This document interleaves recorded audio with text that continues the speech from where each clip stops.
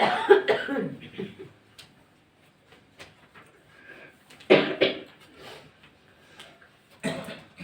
शांति।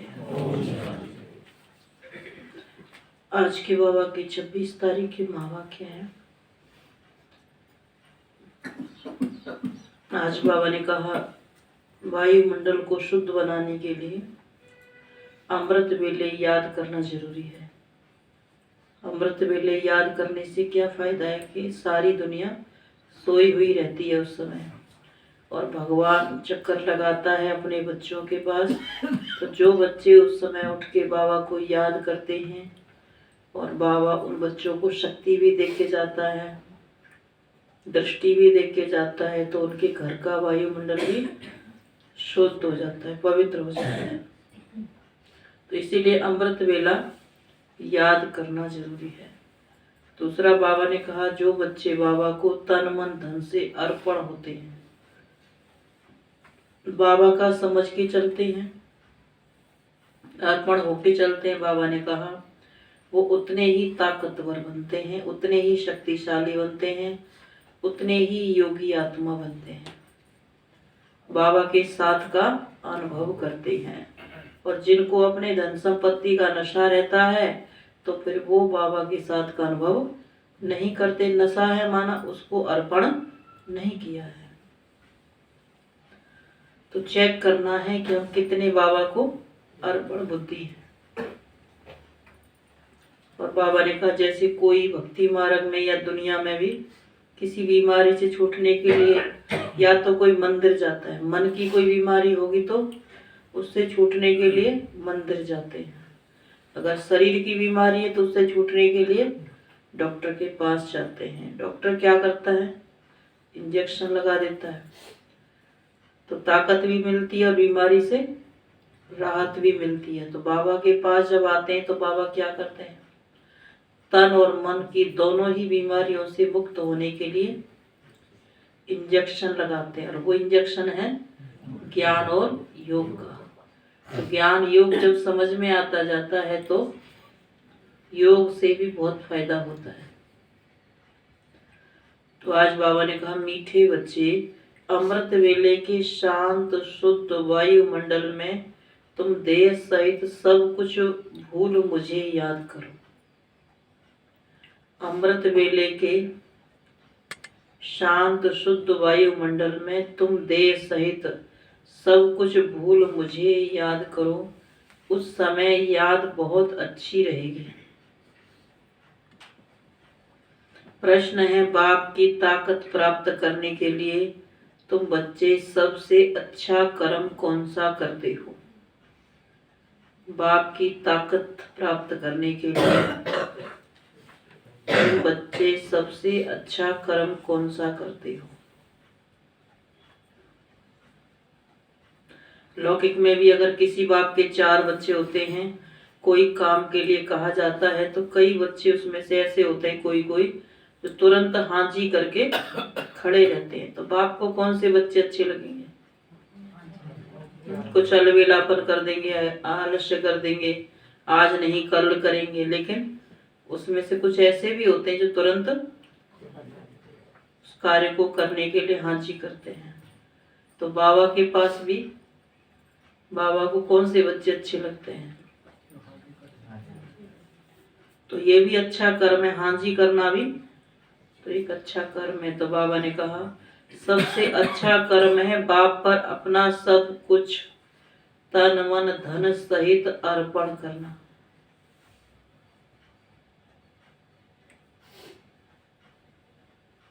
अपना तन मन धन सब कुछ अर्पण करना। जब तुम सब कुछ अर्पित करते हो तो बाप तुम्हें रिटर्न में इतनी ताकत देता है जिससे तुम सारे विश्व पर सुख शांति का अटल अखंड राज्य कर सको।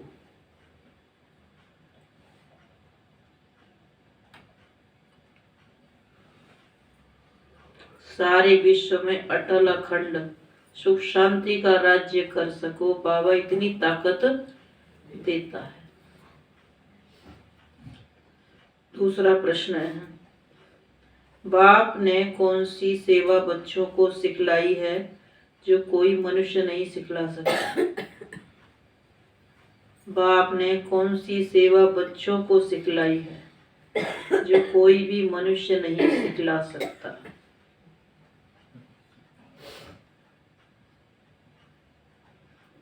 बाबा ने कहा उत्तर में, रूहानी सेवा। तुम आत्माओं को विकारों की बीमारी से छुड़ाने के लिए ज्ञान का इंजेक्शन लगाते हो।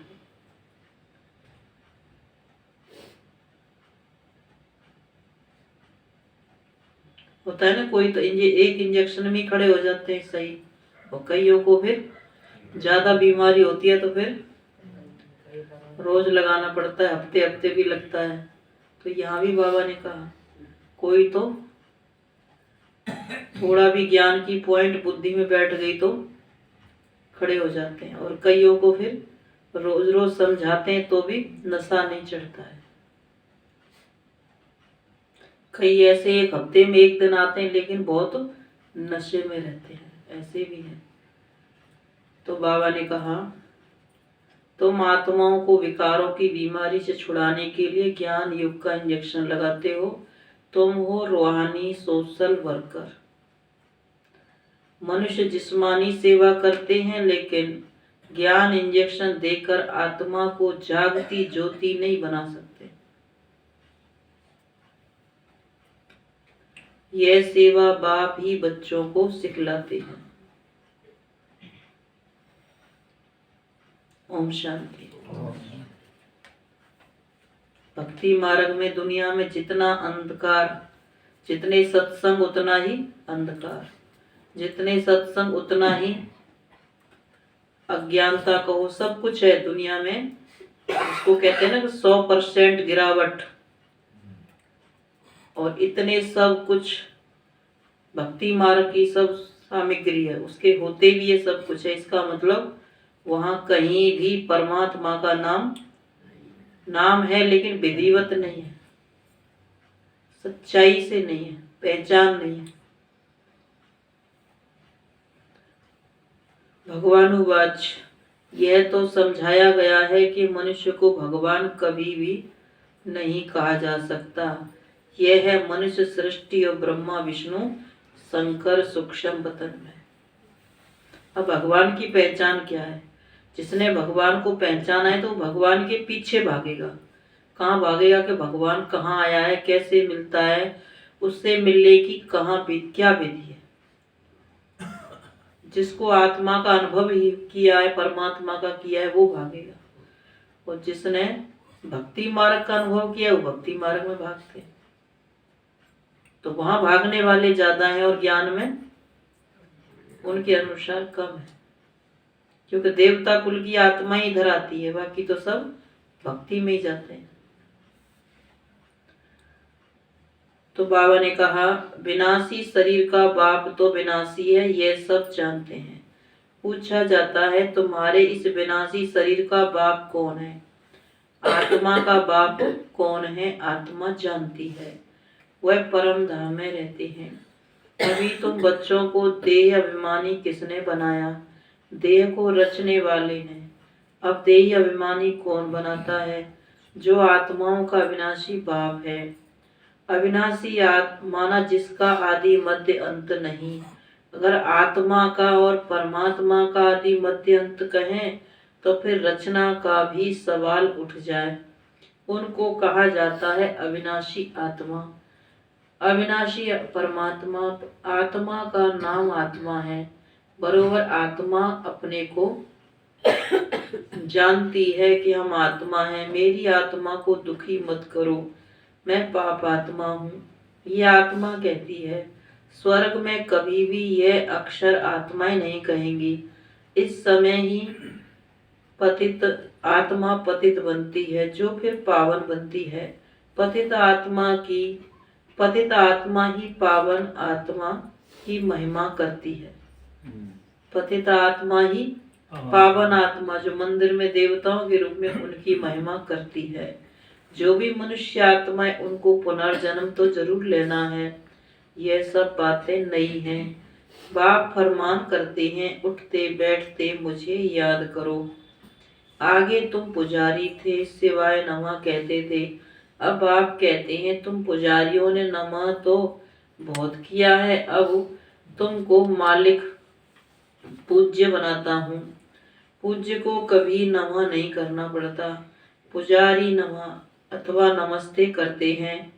नमस्ते का अर्थ ही है नमन करना। कान थोड़ा नीचे जरूर करेंगे। अब तुम बच्चों को नमः करने की दरकार नहीं है। न लक्ष्मी नारायण, न ब्रह्मा विष्णु शंकर। नमः यह अक्षर ही पुजारीपन का है। अब तो तुमको सृष्टि का नारायण माना। बाबा ने कहा, अब तो तुमको सृष्टि का मालिक बनना है, बाप को याद करना है। कहते भी हैं वह सर्व समर्थ है, कालों का काल है, अकाल मूर्त है, सृष्टि का रचयिता है, ज्योति बिंदु स्वरूप है। आगे उनकी बहुत महिमा करते थे, फिर कह देते थे सर्वव्यापी है, कुत्ता बिल्ली सब में है, तो सभी महिमा खत्म हो जाती है। इस समय के मनुष्य, इससे तो मनुष्य की महिमा ही सही थी कि कम से कम मनुष्य को कुत्ता बिल्ली में तो नहीं कहते। तो भगवान की इतनी ऊंची महिमा करते हैं भक्ति में, पर उतना निरादर भी उसका करते हैं, इसीलिए भक्ति का फल नहीं मिलता है, भगवान प्रसन्न नहीं रहता है। तो बाबा ने कहा तो सभी महिमा खत्म हो जाती है। इस समय के सब मनुष्य ही पापात्माएं हैं, तो फिर जानवरों की महिमा क्या होगी? मनुष्य की ही सारी बात है। आत्मा कहती है मैं आत्मा हूँ, यह मेरा शरीर है। जैसे आत्मा बिंदु है, वैसे परम पिता परमात्मा भी बिंदु है। वह भी कहते हैं मैं पतितों को पावन बनाने साधारण तन में आता हूँ, आकर बच्चों का ओबीडियंट सर्वेंट बन सर्विस करता हूँ। मैं रूहानी सोशल वर्कर हूँ, तुम बच्चों को भी रूहानी सेवा करना सिखलाता हूँ। और सब जिस्मानी हद की सेवा करना सिखलाते हैं, तुम्हारी यह रूहानी सेवा। तब कहा जाता है ज्ञान अंजन सतगुरु दिया, अज्ञान अंधेर विनाश। सतगुरु, सच्चा सतगुरु वह एक ही है, वही अथॉरिटी है। सभी आत्माओं को आकर इंजेक्शन लगाते हैं। आत्माओं में ही विकारों की बीमारी है, यह है ज्ञान का इंजेक्शन। विकारों की बीमारी कितनी लगी आत्मा में, जो परमात्मा की तरफ आत्मा का ध्यान नहीं है, उसका कार्य उसको मुश्किल लगता है। चाहे वो ज्ञान सुनना, योग लगाना, सेवा करना, दूसरों को सुनाना, ये मुश्किल लगता है। इस कहेंगे टाइम नहीं है, फुर्सत नहीं है। वैसे देह के जितने सारे संबंध है उनको निभाने में कितना भी मुश्किल हो तो भी उनको फर्ज समझ के निभाते हैं। तो उनसे संबंध ज्यादा हुआ ना। परमात्मा से संबंध जब माना जाएगा, जो उसकी श्रीमत है उस पर चलने के लिए कभी भी कोई भी बहाना नहीं होना चाहिए। तो बाबा ने कहा तुम बच्चों को रूहानी सेवा करना सिखलाता हूँ और सब जिस्मानी हद की सेवा करना सिखलाते हैं। बाबा ने कहा कोई कोई बिरले ही होते हैं जो भगवान की सेवा के लिए 24 घंटा खड़े रहते हैं तैयार, कि जब भी सेवा मिले, जो भी मिले, हम तैयार हैं। बाबा ने कहा और सब जिस्मानी हद की सेवा करना सिखलाते हैं। रूहानी सेवा तब कहा जाता है जब ज्ञान अंजन सतगुरु दिया। सच्चा सतगुरु वह एक ही है, वही अथॉरिटी है। सभी आत्माओं को आकर इंजेक्शन लगाते हैं। आत्माओं में ही विकारों की बीमारी है, यह ज्ञान का इंजेक्शन है और कोई के पास होता नहीं है। पतित आत्मा बनी है न के शरीर, जिसको इंजेक्शन लगाए। 5 विकारों की कड़ी बीमारी है, इसके लिए इंजेक्शन ज्ञान सागर बाप के सिवाय कोई के पास भी है नहीं। बाप आकर आत्माओं से बात करते हैं, हे आत्माएं तुम जागती ज्योति थी, फिर माया ने परछाया डाला, डालते डालते तुमको धुंधकारी बुद्धि बना दिया है। माया ने परछाया डालते डालते तुमको धुंधकारी बुद्धि बना दिया है।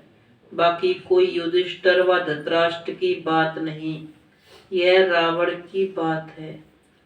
बाप कहते हैं मैं आता ही हूँ साधारण रीति, मेरे को विरला ही कोई जान सकते हैं। बाबा के आने का कोई ऐसा ठाट वाट का कुछ भी नहीं है दिखावा जो कोई कहेगा हाँ ये भगवान है।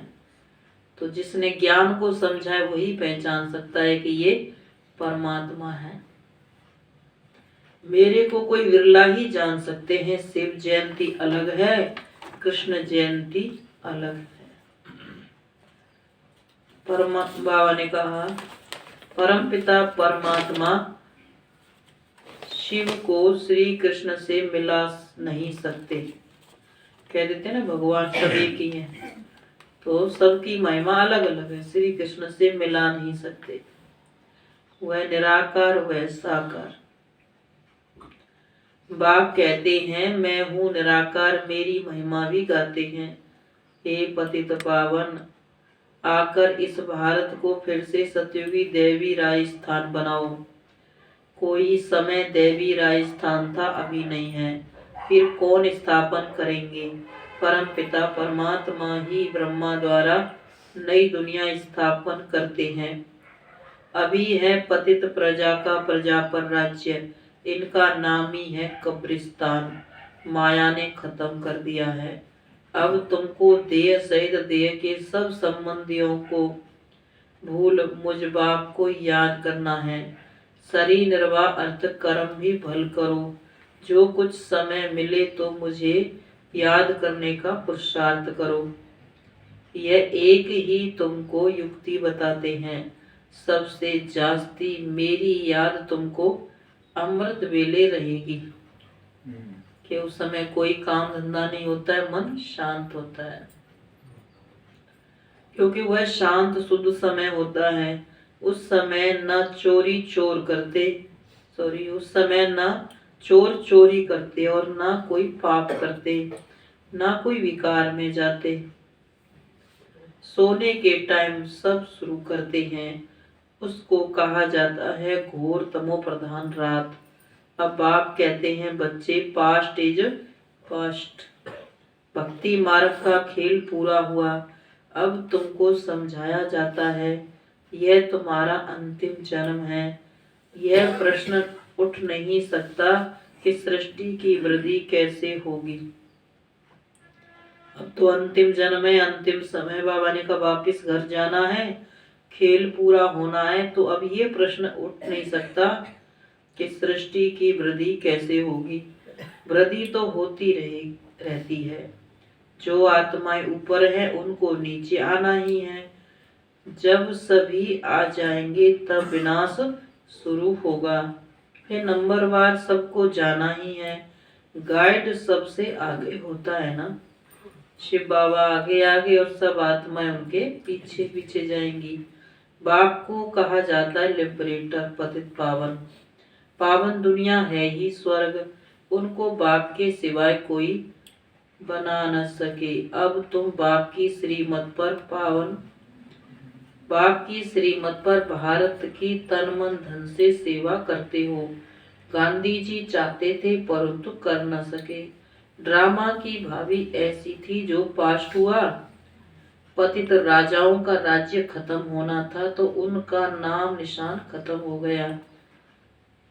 उनकी प्रॉपर्टी का भी नाम निशान नहीं। खुद भी समझते थे लक्ष्मी नारायण ही स्वर्ग के मालिक थे, परंतु यह कोई नहीं जानते कि उनको ऐसा किसने बनाया। जरूर स्वर्ग के रचयिता बाप से वर्षा मिला होगा और कोई इतना भारी वर्षा दे न सके। यह बातें कोई शास्त्रों में नहीं है, गीता में भी है, परंतु नाम बदल दिया है। कौरव और पांडव दोनों का राज्य दिखाते हैं। परंतु यहाँ दोनों को राजाई नहीं है। अब बाप फिर से स्थापना करते हैं, तुम बच्चों को खुशी का पारा चढ़ना चाहिए। अब नाटक पूरा होता है, हम जा रहे हैं। अब हम स्वीट होम में रहने वाले हैं। वो लोग कहते हैं फलाना पार निर्वाण गया, वह ज्योति ज्योति में समाया अथवा मोक्ष को पाया।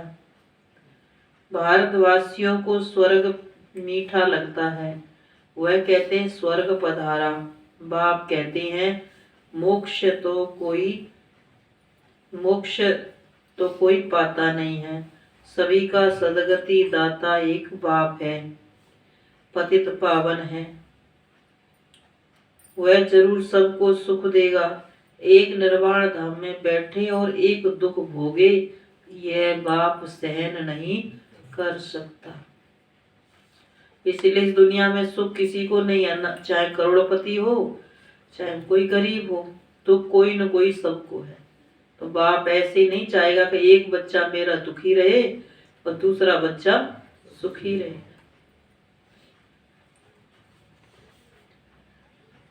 तो बाप है ही पतित पावन, एक है मुक्ति धाम पावन, दूसरा जीवन मुक्ति धाम पावन।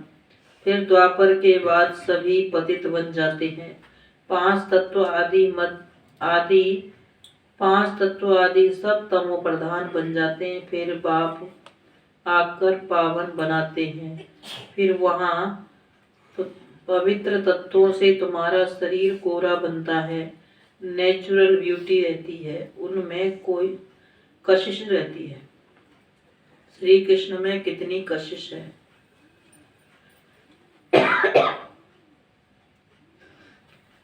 बाबा ने कहा नेचुरल ब्यूटी रहती है। सतयुग में प्रकृति सतो प्रधान रहती है, तो कितनी कशिश होती है, अच्छी लगती है, सब चीजें सुखदाई होती है। नाम ही है स्वर्ग तो फिर क्या, परमात्मा की महिमा बहुत करते हैं। अकाल मूरत है, फिर उनको ठिक्कर भीतर में ठोक दिया। बाप को कोई जानते नहीं है, जब बाप आए तब आकर समझाए। लौकिक बाप भी जब बच्चे रचे तब तो बाप की बायोग्राफी का उनको पता पड़े। बाप के बिगड़ बच्चों को बाप की बायोग्राफी का पता कैसे पड़े। अब आप कहते हैं लक्ष्मी नारायण को बनना है तो मेहनत करनी पड़े, जबरदस्त मंजिल है, बहुत भारी आमदनी है। सतयुग में पवित्र प्रवृत्ति मार्ग था, पवित्र राजस्थान था, तो सो अब अपवित्र हो गया है, सब भिखारी बन गए हैं। यह है आसुरी दुनिया, बहुत करप्शन बाबा ने कहा लगी हुई है। राजाई में ताकत तो चाहिए ना, ईश्वरीय ताकत तो है नहीं।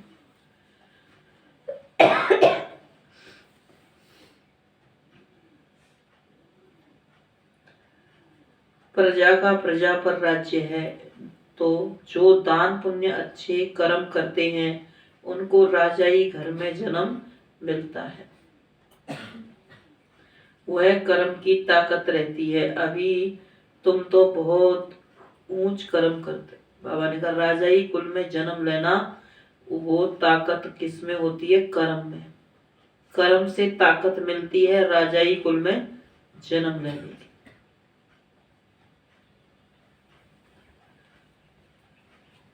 तुम तो उनसे ताकत धारण कर सुख शांति का अखंड अटल राज्य करते हो। प्रजा में तो कुछ भी ताकत नहीं है। ऐसे नहीं कहेंगे कि धन दान किया तब एमएल आदि बने, धन दान किया तब या एमएलए आदि बने। धन दान करने से धनवान घर में जन्म मिलता है। अभी तो राजाई कोई है नहीं, कोई की है नहीं। और बाबा तुमको कितनी ताकत देते हैं, तुम कहते हो हम नारायण को भरेंगे, हम मनुष्य से देवता बन रहे हैं। यह है सब नई बातें, नारद की बात अभी की है, रामायण आदि भी अभी के हैं। सत्युग त्रेता में कोई शास्त्र होता नहीं है, सभी शास्त्रों का अभी से ही तैल्लुक है। झाड़ को देखेंगे, मठ पंथ सब बाद में आते हैं। मुख्य ब्राह्मण वर्ण, देवता वर्ण, क्षत्रिय वर्ण। ब्राह्मणों की चोटी मशहूर है। यह ब्राह्मण वर्ण सबसे ऊंचा है, जिसका फिर शास्त्रों में वर्णन नहीं है। विराट रूप में भी दिखाते हैं। विराट रूप में ब्राह्मणों को उड़ा दिया है। देवता, क्षत्रिय, वैश्य, शूद्र दिखाते हैं, लेकिन ब्राह्मण नहीं दिखाते। ड्रामा में ऐसी नोंद है, दुनिया के लोग यह नहीं समझते कि भक्ति से नीचे उतरते हैं। कह देते हैं भक्ति से भगवान मिलता है। बहुत पुकारते हैं, दुख में सिमरण करते हैं। सो तो तुम अनुभवी हो, वहां दुख की बात नहीं है। यहाँ सब में क्रोध है, एक दो को गाली देते रहते हैं। अभी तुम सिवाय नमः नहीं कहेंगे। शिव तो तुम्हारा बाप है। बाप को सर्वव्यापी कहने से ब्रदरहुड उड़ जाता है। हम सब भाई भाई हैं, एक पिता के बच्चे हैं, ये उड़ जाता है। कह देते ना दुनिया में सब भगवान ही भगवान है। तो बाबा ने कहा भारत में कहते तो बहुत अच्छा, हिंदू चीनी भाई भाई, चीनी मुस्लिम भाई भाई। भाई भाई तो है ना, एक बाप के बच्चे हैं। इस समय तुम जानते हो हम एक बाप के बच्चे हैं। यह ब्राह्मणों का सिजरा फिर से स्थापन हो रहा है। इस ब्राह्मण धर्म से देवी देवता धर्म निकलता है। देवी देवता धर्म से क्षत्रिय धर्म, क्षत्रिय से फिर इस्लामी धर्म निकलेगा। सिजरा है ना, फिर बौद्धि क्रिश्चियन निकलेंगे। ऐसे वृद्धि होते होते इतना बड़ा झाड़ हो गया है। यह है बेहद का सिजरा, वह होता है हद का। यह डिटेल की बातें जिसको धारण नहीं हो सकती हैं, उनके लिए बाप सहज युक्ति बतलाते हैं कि बाप और वर्षे को याद करो। और कुछ समझ में नहीं आता है तो बाबा ने कहा बाप और वर्षे को याद करो तो स्वर्ग में जरूर आएंगे। बाकी ऊंच पद पाना, बाकी ऊंच पद प्राप्त करना है तो उसके लिए पुरुषार्थ करना है। यह तो तुम बच्चे जानते हो, शिव बाबा भी तुमको समझाते हैं। यह बाबा भी समझाते हैं, वही तुम्हारी बुद्धि में है। भल हम शास्त्र आदि पढ़े हुए हैं, परंतु जानते हैं इन सब से कोई भगवान नहीं मिलता। बाप समझाते हैं मीठे मीठे बच्चे, शिव बाबा को और वर्षे को याद करो। बाबा आप बहुत मीठे हो। कैसे याद करना है? बाबा आप बहुत मीठे हो, कमाल है आपकी। ऐसे ऐसे महिमा करनी चाहिए बाबा की। तुम बच्चों को ईश्वरीय लॉटरी मिली है। अब मेहनत करनी है ज्ञान और योग की। इसमें जबरदस्त प्राइज मिलती है, तो पुरुषार्थ करना चाहिए। अच्छा मीठे मीठे सिके लदे बच्चों प्रति माता पिता बाप दादा का याद प्यार गुड मॉर्निंग। रूहानी बाप की रूहानी बच्चों को नमस्ते। रूहानी बच्चों की रूहानी माता पिता बाप दादा को गुड मॉर्निंग और नमस्ते। नमस्ते बाबा नमस्ते। धारणा के लिए मुख्य सार है। अब नाटक पूरा हो रहा है।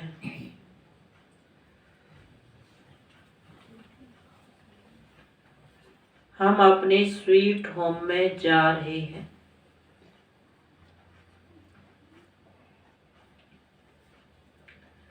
इस स्मृति से खुशी का पारा सदा चढ़ा रहे। बाबा कहते हैं ना इस दुनिया में सब क्या है, वानप्रस्थी हैं। सबका घर जाने का समय है। किसी की कभी भी कोई टिकट कट सकती है, किसी को पता नहीं है कब हमारी अंतिम घड़ी आ जाए। और अचानक होगा, बाबा ने कह दिया। इसीलिए पुरुषार्थ करते रहना है। जब पुरुषार्थ करते करते जाएंगे, अंतमति सो गति, अच्छी रिजल्ट आएगी।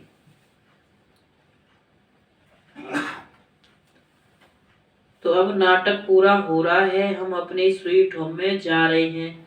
इस स्मृति से खुशी का पारा सदा चढ़ा रहे। जब दुनिया में कोई अचानक जाता है तो कितना दुख होता है। हमें ये नहीं पता है कि हमें भी ऐसे ही अचानक जाना है। दूसरी पॉइंट, पास्ट सो पास्ट कर इस अंतिम जन्म में बाप को पवित्रता की मदद करनी है। जो समय बीत गया सो बीत गया अनजाने में। अभी बाबा के बच्चे बने, बाप का परिचय मिला, तो बाबा की सबसे पहली, बाबा को क्या करना है? सबसे पहले प्रतिज्ञा करनी है कि अंतिम जन्म में बाप को पवित्रता की मदद करनी है। कि अब जो शेष जीवन है वो पवित्र जीवन ही रहेगा और ये जीवन भगवान के लिए रहेगा। अब इस जीवन में जो भी हमारे पास है, तन मन धन, ये सब भगवान की सेवा में अर्पण है। तो बाप को पवित्रता की मदद करनी है। तन मन धन से भारत को स्वर्ग बनाने की सेवा में लगाना है। क्योंकि पवित्र बने और तन मन धन कहीं बाहर जा रहा लग रहा है तो बार बार मन वहीं भागेगा। तो अपना सब कुछ अर्पण करना। तन मन धन से भारत को स्वर्ग बनाने की सेवा में लगाना है।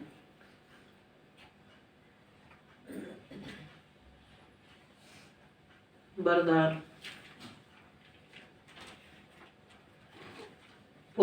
सर्व पुराने खातों को संकल्प और संस्कार रूप से भी समाप्त करने वाले, सर्व पुराने खातों को संकल्प और संस्कार रूप से भी समाप्त करने वाले अंतर्मुखी भव।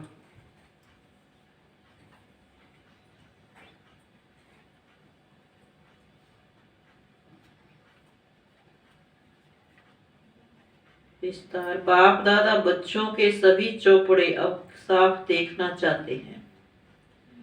थोड़ा भी पुराना खाता अर्थात बाह्य मुक्ता का खाता संकल्प व संस्कार रूप में भी ना रह जाए।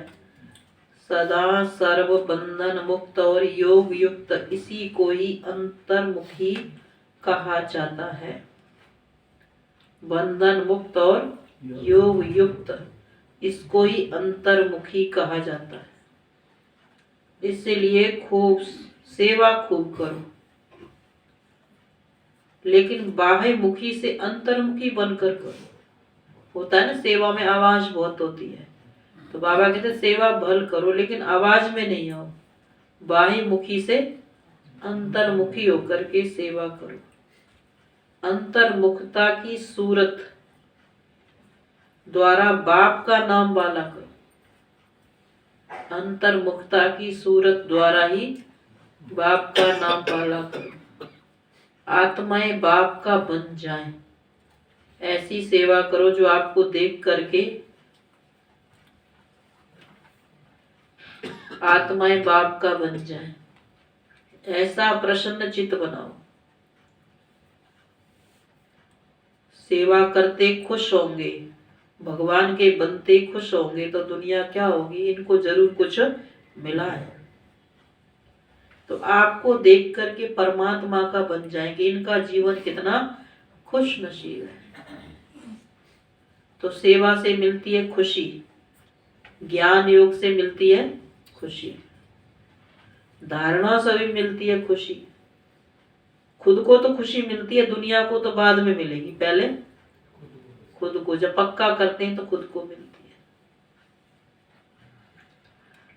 स्लोगन है, अपने परिवर्तन द्वारा संकल्प बोल संबंध संपर्क में सफलता प्राप्त करना ही सफलता मूर्त बनना है।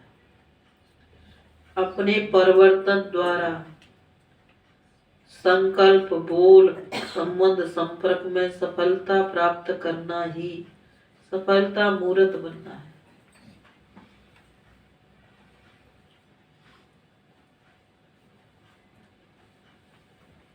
सफलता मूर्त वो आत्मा बनेगी जो पहले अपना परिवर्तन करेगी, क्योंकि सफलता की जो रिजल्ट है वो तो परमात्मा ही देगा ना।